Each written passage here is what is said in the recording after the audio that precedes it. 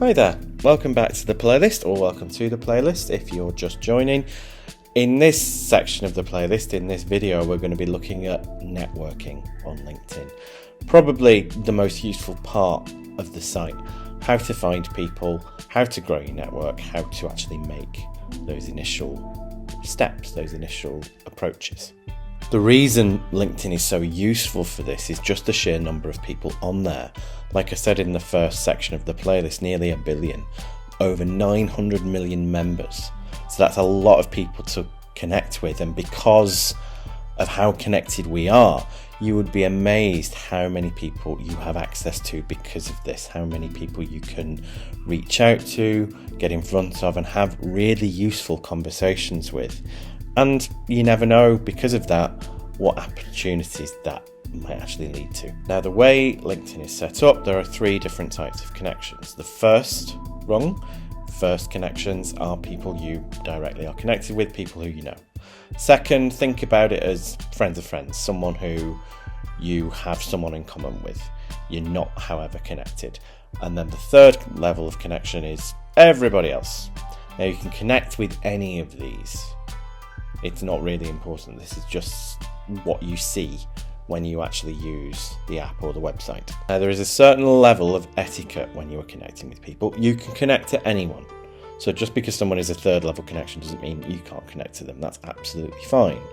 But when you are connecting, you do need to send a message. Don't just rely on the LinkedIn standard message that it sends. Send something a little bit personal that you've actually written, that you've put some effort in. And just wanting a job is not the only reason to connect.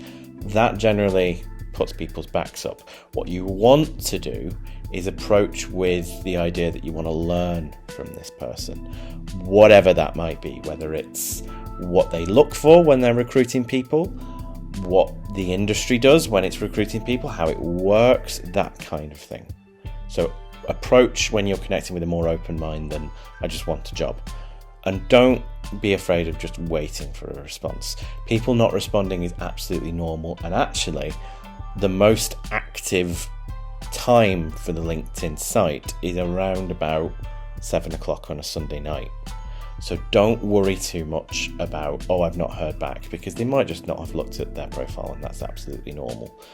Send these connection requests off and just think about it as, well, I might get a response, I might not. It's almost like a numbers game. Now, in terms of how to do it, dead simple. If you're on a laptop or a PC, go onto someone's profile. Beneath their profile picture and their headline, one of the reasons that's so important in the first video, you will see the connect button. Just click that, and that will take you through to the next screen, which is this little pop-up. And here you will want to add a note. This is where you put your connection message in. And like I said, really important, you are much more likely to get someone responding if you add a personalized note this way. Now, on a smartphone, it's slightly different. So this is what you'll come up with on a smartphone on the app. Instead of doing the standard connect, which will just send a connection request, you want to tap the 3 dots, as you'll see on the screen, which will bring you to this. You want to tap that personalized note button to make sure you can put that little note in. Can't stress enough how much of a difference that will make in terms of people getting back to you on these approaches. That personal touch really does help a lot on LinkedIn.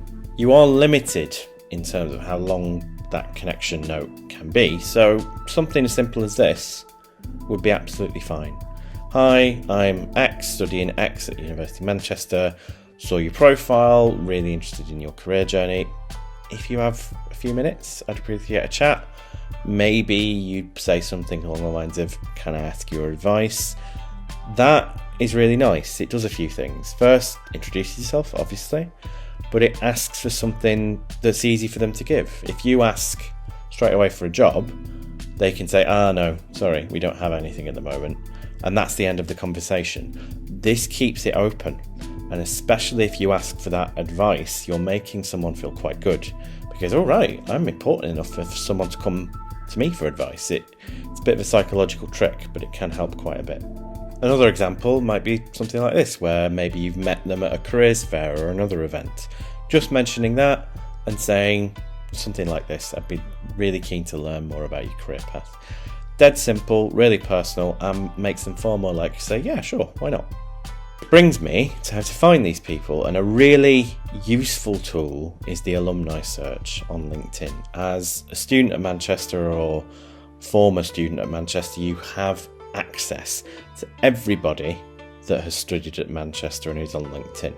And that should be obvious, is really, really useful. The reason it's so useful is obviously because the university has a huge network, but also you can connect with people who have had very similar experiences to you, but maybe 2-3 years on. So they can give you that kind of advice of what should you be doing. You can also see where they ended up, and the people from your course, or generally speaking, where they actually end up, where they find their careers. If you're struggling for that kind of idea of what you want to do or where you should go, you can get some ideas from people who've been in your position before. That's why I said in the first video, yes, networking, really, really powerful, but it's also a really powerful research tool. All you have to do, go to the university's LinkedIn page and go into the alumni tab. That will bring up all the alumni, and from there, you can then start digging into a bit and getting that extra level of data. Then you can start to see where these people work and live, what they do, what skills they have, what they studied, what their experiences are. So you can actually see what their career paths have been like. What was their next step after uni? And then maybe what was the step after that? What did their career journey look like? Whether it's 2, 3, 10 years, maybe ahead in inverted commas of you. And it's even more useful because then you can start to think about, all right, what about my course? And you can see a breakdown of where these people work, like I said, where they live, what they're doing, but you can do it by your own individual course, which isn't necessarily going to tell you exactly what you should do, but will give you a sense of what your options might be.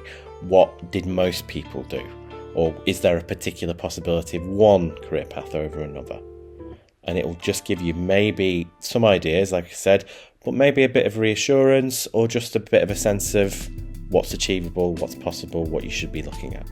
That brings me to the end of the networking section of the playlist. If this is something that you are considering, you're still maybe want a little bit of reassurance on, please do come and see the service. We have our advisor appointments where we can go through some of this with you. Next in the series, and we'll be finishing on this, we'll be looking at using LinkedIn to do some job searching and how you can make the most of it as a tool. As always, if you can like and subscribe, that helps us grow the channel and reach more students. Thank you very much, and I'll see you in the next video.